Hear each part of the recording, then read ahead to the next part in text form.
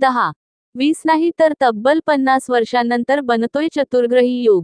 या राशींना मिळणार चौफेर लाभ, धन संपत्तीत होणार प्रचंड वाढ. मे महिन्यात अनेक मोठ्या ग्रहांचं संक्रमण होणार आहे. यामध्ये नुकतच गुरु ग्रहाने वृषभ राशीत संक्रमण केलं. ज्योतिषशास्त्रानुसार प्रत्येक ग्रह एका ठराविक काळानंतर एका राशीतून दुसऱ्या राशीत परिवर्तन करतात. त्यानुसार मे महिन्यात अनेक मोठ्या ग्रहांचं संक्रमण होणार आहे. यामध्ये नुकतच गुरु ग्रहाने वृषभ राशीत संक्रमण केलं. यानंतर सूर्य ग्रहाचं संक्रमण होणार आहे. त्यानंतर मे 19 रोजी शुक्र ग्रहाचं वृषभ राशीत संक्रमण होईल. त्यामुळे चतुर्ग्रही योग निर्माण होणार आहे. इतकंच नाही तर हे ग्रहांचं संक्रमण अनेक राजयोग देखील निर्माण करणार आहेत.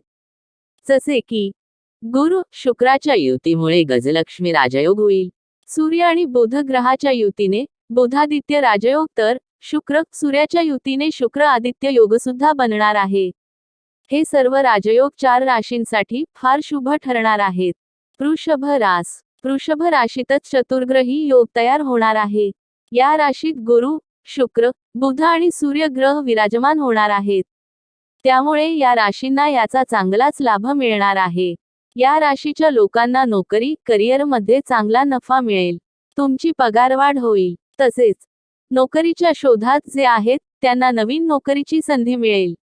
अनेक वर्षांपासून तुमचं प्रमोशन थांबलं असेल तर तुम्हाला ते देखील मिळू शकतं. तुमची आर्थिक स्थिती चांगली असेल.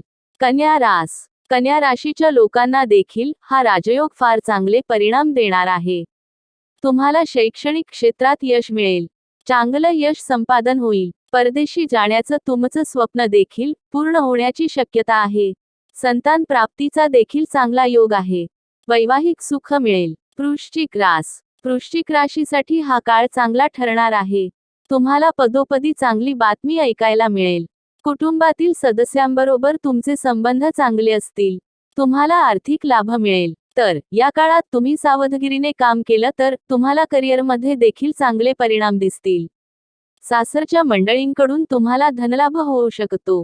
या दरम्यान धार्मिक यात्रेला जाण्याचा देखील योग बनतोय. वडिलोत्पार्जित संपत्तीतही तुमचा मोलाचा वाटा तुम्हाला मिळेल. मकर राशीच्या लोकांसाठी हा काळ अनेक अर्थाने खास ठरणार आहे. तुम्हाला नोकरीत प्रमोशन मिळण्याची शक्यता आहे. पगारात वाढ देखील मिळेल. अनेक दिवसांपासून तुम्ही नोकरीच्या शोधात असाल तर तुम्हाला नवीन नोकरीची संधी मिळेल. तुम्ही दूरच्या प्रवासाला जाऊ शकता. जे तरुण अविवाहित आहेत त्यांना लवकरच लग्नाच्या संदर्भात चांगली बातमी मिळू शकते. मित्रांनो, तुम्हाला ही माहिती कशी वाटली? आवडली असेल तर लाईक, शेअर आणि आमच्या ह्या चॅनेलला सबस्क्राईब करायला विसरू नका. डिस्क्लेमर: या लेखात देण्यात आलेली माहिती ही उपलब्ध सामान्य माहितीवर आधारित आहे. हा लेख केवळ माहितीसाठी दिला जात आहे. आमचे चॅनेल या लेखातील माहितीची पुष्टी करत नाही किंवा लेखातील गोष्टींना दुजोरा देत नाही. कोणताही उपाय करण्यापूर्वी किंवा माहितीची देवाणघेवाण करण्यासाठी संबंधित विषयातील तज्ज्ञांचा सल्ला अवश्य घ्या. धन्यवाद.